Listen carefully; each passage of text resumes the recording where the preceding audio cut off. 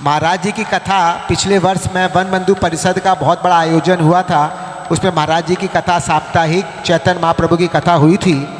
उसमें मुझे सुभाष जी का विशेष बार बार फ़ोन आता था कि एक दिन के लिए आप कथा सुनने के लिए आइए।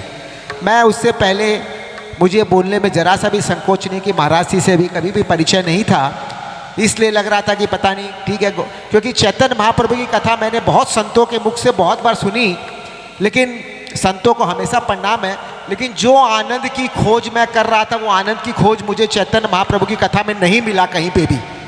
लेकिन जब एक दिन के लिए मैं आया, चूँकि वन बंधु परिषद से जुड़ा हुआ हूँ, तो ये अपने विधान गार्डन में हुई थी, तो दूसरा या तीसरा दिन था, तो मैं एक दिन के लिए आया। और जब मैं कथा जैसे मैं सुनने, मैं उस टाइम में कथा शायद लास्ट की 1 घंटा की बच्चे थी, तो मुझे बुलाया गया था कि आपको आरती में आपको आरती करनी है। तो 1 घंटा पहले पहुंचा मैं कि चलो ठीक है, आरती 1 घंटा के लिए कर लेंगे, कथा भी कुछ देर सुन लेंगे।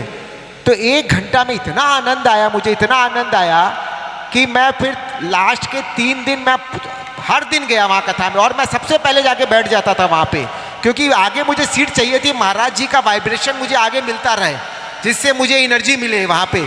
तो मैं हमेशा एकदम फर्स्ट सीट पे जाके बैठता था। महाराज जी, ये दुस्साहस कर रहा हूँ, अपने भीतर की बात बता रहा हूँ।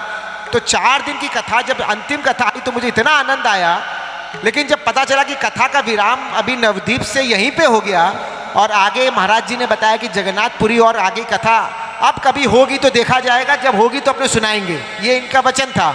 मुझे तो तन मन में ऐसा लग गया कि ये तो कथा सुननी है, मुझे कथा सुननी है। तो मैंने सुभाष भाई से बोला, सुभाष जी, ये माता महाराज जी की कथा जो है ये अगले साल अपने को सॉल्ट लेक सांस्कृतिक संसद में करवानी है, और आज इसका देख लीजिए रूप कि अपने सॉल्ट लेक में अपने इतना भव्य यहाँ पे उत्सव हो रहा है। महाराज जी ने स्वतः इसको स्वीकार किया। राधे राधे महाराज जी, आपके चरणों में दंडोत।